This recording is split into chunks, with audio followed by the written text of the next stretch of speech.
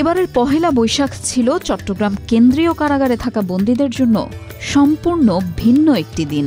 বাংলা নববর্ষের ঐতিহ্যবাহী পান্তা ইলিশ খেয়ে দিনভর নাচে গানে নতুন বছরকে বরণ করে নেন বন্দীরা।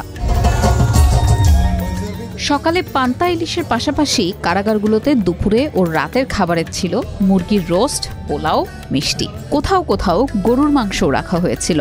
বৈশাখের আনন্দ আয়োজনে 16 কলা পূরণ করতে বাদ যায়নি মিষ্টি ও পান সুপারি। দেশের সব কারাগারেই জেলখানা বন্দীদের ভিন্নধর্মী বাংলা নববর্ষের আয়োজন ছিল। চট্টগ্রামে কারাগারের ভেতর বন্দীদের বিনোদন দিতে দিনভর ছিল সাংস্কৃতিক অনুষ্ঠানের আয়োজন।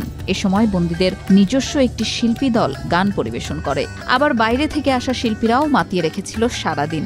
এই সময় গানের তালে তালে নেচে গেয়ে আনন্দ করেন বন্দীরা। চট্টগ্রাম কেন্দ্রীয় কারাগারে থাকা ৫,০০০-এর বেশি বন্দী পহেলা বৈশাখ উদযাপনে অংশ নেন। কারাবিধি অনুযায়ী বন্দীদের জন্য প্রতিটি উৎসবে বিশেষ খাবারের ব্যবস্থা থাকে, তবে এবারে আনুষ্ঠানিকভাবে এই আয়োজন করা হয়েছে। কারাবন্দী সকল কয়েদি ও হাজতিকে পহেলা বৈশাখের দিন পান্তা ইলিশ খাওয়ানোর জন্য কারাগারের ঠিকাদারের মাধ্যমে ইলিশ মাছ সংগ্রহ করা হয়।